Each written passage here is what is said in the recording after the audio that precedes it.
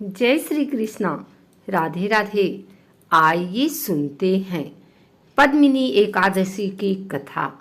एकादशियों का श्रवण करते हुए अर्जुन ने भगवान श्री कृष्ण से कहा, हे प्रभु, अब आप अधिक लौल मास की शुक्ल पक्ष की एकादशी के संबंध में बताएं। इस एकादशी का नाम क्या है तथा इसके व्रत का क्या विधान है? इसमें किस देवता का पूजन किया जाता है? इसके व्रत के किस फल की प्राप्ति होती है? कृपा कर यह सब विस्तार पूर्वक बताएं। भगवान श्री कृष्ण ने कहा, हे अर्जुन, अधिक मास की एकादशी अनेक पुण्यों को देने वाली है। इसका नाम पद्मिनी है। इस एकादशी के व्रत से मनुष्य विष्णु लोक को जाता है। इस एकादशी के व्रत का विधान मैंने सर्वप्रथम नारद जी से कहा था। यह विधान अनेक पापों को नष्ट करने वाला तथा मुक्ति और भक्ति प्रदान करने वाला है। इसके फल व विधान को ध्यान पूर्वक श्रवण करो। दशमी वाले दिन व्रत को प्रारंभ करना चाहिए। इस दिन काशी के पात्र का किसी भी रूप में प्रयोग नहीं करना चाहिए तथा मांस, मसूर, चना, कोदो, शहद, शाक और पराया अन्न, इन सब खाद्यों का त्याग कर देना चाहिए। इस दिन हविष्य भोजन करना चाहिए और नमक नहीं खाना चाहिए। दशमी की रात्रि को भूमि पर शयन करना चाहिए और ब्रह्मचर्य पूर्वक रहना चाहिए। एकादशी के दिन प्रातः नित्य क्रिया से निवृत्त होकर दातुन करना चाहिए और 12 बार कुल्ला करके पुण्य क्षेत्र में जाकर स्नान करना चाहिए। उस समय गोबर, मृतिका, तिल, कुश, आमल की चूर्ण से विधि पूर्वक स्नान करना चाहिए। स्नान करने से पहले शरीर पर मिट्टी लगाते हुए उसी से प्रार्थना करनी चाहिए, हे मृतिके, मैं तुमको प्रणाम करता हूँ। तुम्हारे स्पर्श से मेरा शरीर पवित्र हो। सभी औषधियों से पैदा हुई और पृथ्वी को पवित्र करने वाली तुम मुझे शुद्ध करो। ब्रह्मा के थूक से पैदा होने वाली तुम मेरे शरीर को स्पर्श कर मुझे पवित्र करो। हे शंख चक्र गदाधारी देवों के देव पुंडरीकाक्ष, आप मुझे स्नान के लिए आज्ञा दीजिए। इसके बाद वरुण मंत्र को जपकर पवित्र तीर्थों के अभाव में उनका स्मरण करते हुए किसी तालाब में स्नान करना चाहिए। स्नान करने के उपरांत स्वच्छ और सुंदर वस्त्र धारण करके तथा संध्या तर्पण करके मंदिर में जाकर प्रभु का पूजन करना चाहिए। स्वर्ण की राधा सहित कृष्ण भगवान की मूर्ति और पार्वती सहित महादेव जी की मूर्ति बनाकर पूजन करें। धान्य के ऊपर मिट्टी या तांबे का कुंभ रखना चाहिए। इस कुंभ को वस्त्र तथा गंध आदि से अलंकृत करके उसके मुंह पर तांबे, चांदी या सोने का पात्र रखना चाहिए। इस पात्र पर भगवान श्री हरि की मूर्ति रखकर धूप, दीप, नैवेद्य, पुष्प, केसर आदि से उनका पूजन करना चाहिए। इसके बाद भगवान के सम्मुख नृत्य व गायन आदि करना चाहिए।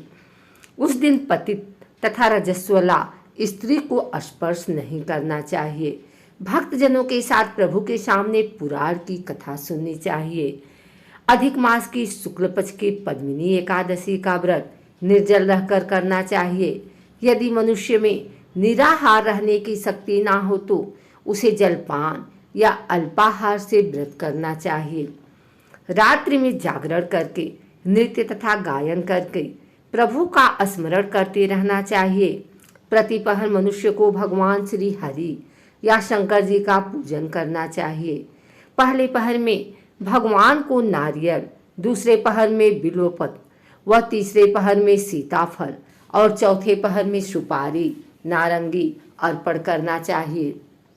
इससे पहले पहर में अग्निहोम का, दूसरे में वाजपेयी यज्ञ का, तीसरे में अश्वमेघ यज्ञ का और चौथे में राजसूय यज्ञ का फल मिलता है।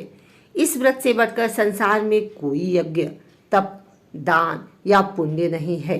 एकादशी का व्रत करने वाले मनुष्य को सभी तीर्थों और यज्ञों का फल प्राप्त हो जाता है। इस प्रकार से सूर्योदय तक जागरण करना चाहिए और स्नान करके ब्राह्मणों को भोजन कराना चाहिए। सभी पदार्थ भगवान की मूर्ति सहित ब्राह्मणों को दान देना चाहिए। इस तरह जो मनुष्य विधान पूर्वक प्रभु का पूजन तथा व्रत करते हैं उनका जन्म सफल हो जाता है और इस लोक में अनेक सुखों को भोग कर अंत में विष्णु लोक को जाते हैं। हे अर्जुन, मैंने तुम्हें एकादशी व्रत का पूरा विधान बता दिया। अब जो पद्मिनी एकादशी का भक्ति पूर्वक व्रत कर चुके हैं उनकी कथा को कहता हूँ, ध्यान पूर्वक श्रवण करो। यह सुंदर कथा महर्षि पुलस्त्य ने नारद जी से कही थी। एक बार कार्तवीर्य ने रावण को अपने बंदी गृह में बंद कर लिया। उसे महर्षि पुलस्त्य ने कार्तवीर्य से विनय करके छुड़ाया। इस घटना को सुनकर नारद जी ने महर्षि पुलस्त्य से पूछा, हे महर्षि, इस मायावी रावण को जिसने सभी देवताओं सहित इंद्र को जीत लिया था, कार्तवीर्य ने उसे किस प्रकार जीता? कृपा कर मुझे विस्तार पूर्वक बताएं। महर्षि पुलस्त्य ने कहा, हे नारद, आप पहले कार्तवीर्य की उत्पत्ति की कथा सुनो। त्रेता युग में महिष्मती नामक नगरी में कार्तवीर्य नाम का एक राजा राज्य करता था। उस राजा की 100 स्त्रियां थीं। उनमें से किसी के भी राज्य का भार संभालने वाला योग्य पुत्र नहीं था।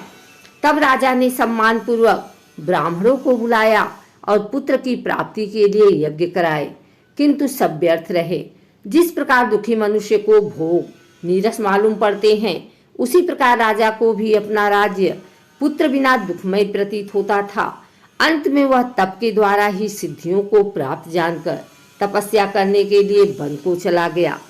उसकी स्त्री राजा हरिश्चंद्र की पुत्री प्रमदा वस्त्रालंकारों को त्याग कर अपने पति के साथ गंधमादन पर्वत पर चली गई। उस स्थान पर इन लोगों ने 10,000 वर्ष तक तप किया, किंतु सिद्धि प्राप्त न हो सकी। राजा की देह मात्र हड्डियों का ढांचा मात्र ही रह गई। यह देख प्रमदा ने श्रद्धापूर्वक महासती अनसुईया से पूछा, मेरे स्वामी को तप करते हुए 10,000 वर्ष व्यतीत हो गए हैं, किंतु अभी तक प्रभु प्रसन्न नहीं हुए हैं, जिससे मुझे पुत्र प्राप्त हो। इसका क्या कारण है? प्रमदा की बात सुनकर देवी अनसुईया ने कहा, अधिक मास जो कि 36 माह बाद आता है, उसमें 2 एकादशी होती है।